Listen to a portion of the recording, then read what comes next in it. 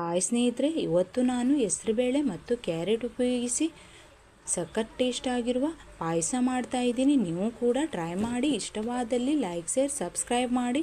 ಇನ್ನಷ್ಟು ವಿಡಿಯೋಗಾಗಿ ಬೆಲ್ಲೈಕನನ್ನು ಒತ್ತಿ ವಿಡಿಯೋ ಕೊನೆವರೆಗೂ ನೋಡಿ.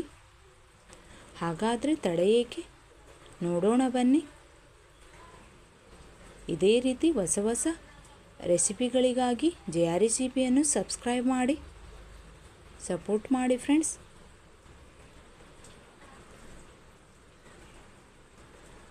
ಈ ಪಾಯಸ ಮಾಡಲು ಜಾಸ್ತಿ ಸಾಮಗ್ರಿಯನ್ನು ಬೇಕಂತಿಲ್ಲ.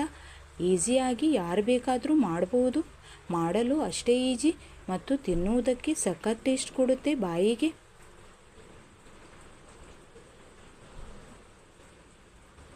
ನಮಸ್ಕಾರ ಎಲ್ಲರಿಗೂ, welcome back to JR recipe. ಹೆಸರುಬೇಳೆ ಮತ್ತು ಕ್ಯಾರೆಟ್ ಪಾಯಸ ಮಾಡಲು ಒಂದು ಬೌಲು ಹೆಸರುಬೇಳೆಯನ್ನು ತಗೊಂಡು ಡೈರೆಕ್ಟಾಗಿ ಕುಕ್ಕರಲ್ಲಿ ಫ್ರೈ ಮಾಡ್ತಾ ಇದ್ದೀನಿ ನೋಡಿ. ನೀವು ಬೇಕಿದ್ರೆ ಪಾತ್ರೆಯಲ್ಲೂ ಕೂಡ ಬೇಯಿಸ್ಕೊಳ್ಬಹುದು.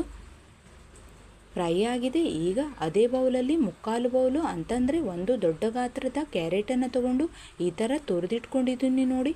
ಅದು ಕೂಡ ಹಸಿ ವಾಸನೆ ಹೋಗೋ ತನಕ ಚೆನ್ನಾಗಿ ಹುರಿದುಕೊಳ್ಬೇಕು. ಹುರಿದು ಆಗಿದೆ. ಈಗ ಬೇಯುವುದಕ್ಕೆ ಬೇಕಾದಷ್ಟು ನೀರು ಹಾಕಿ ಕುಕ್ಕರಿನ ಮುಚ್ಚಳ ಮುಚ್ಚಿ 2 ಸಿಟಿ ಬರುವ ತನಕ ಇದನ್ನು ಬೇಯಿಸ್ಕೊಳ್ಬೇಕು.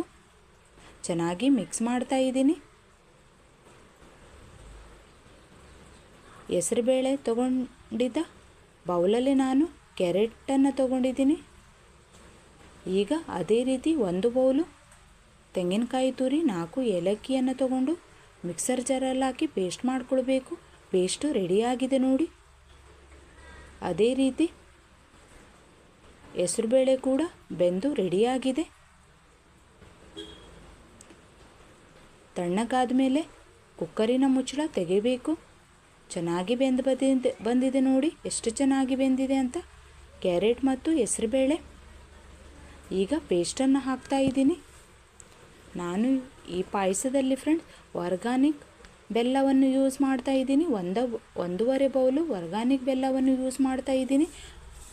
ಹೆಸರುಬೇಳೆ ತಗೊಂಡಿದ್ದ ಬೌಲಿಂದ 1.5 ಬೌಲ್ ಆಗುವಷ್ಟು ಸಾದಾ ಬೆಲ್ಲ ಆದರೆ 2 ಬೌಲು ಸೇರಿಸ್ಕೊಳ್ಳಿ ಬೆಲ್ಲವನ್ನು.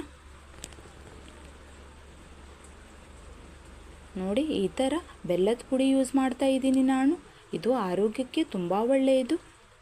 ಜಾಸ್ತಿ ಸಿಹಿಂಶ ಇರುವುದಿಲ್ಲ ಇದರಲ್ಲಿ. ಚೆನ್ನಾಗಿ ಮಿಕ್ಸ್ ಮಾಡಿಕೊಳ್ಳಿ. ಬೆಲ್ಲ ಕರಗೋ ತನಕ ಚೆನ್ನಾಗಿ ಇದನ್ನು ಕುದಿಸ್ಕೊಳ್ಬೇಕು. ಪಾಯಸವನ್ನು ರೆಡಿಯಾಗಿದೆ ನೋಡಿ ಪಾಯಸ.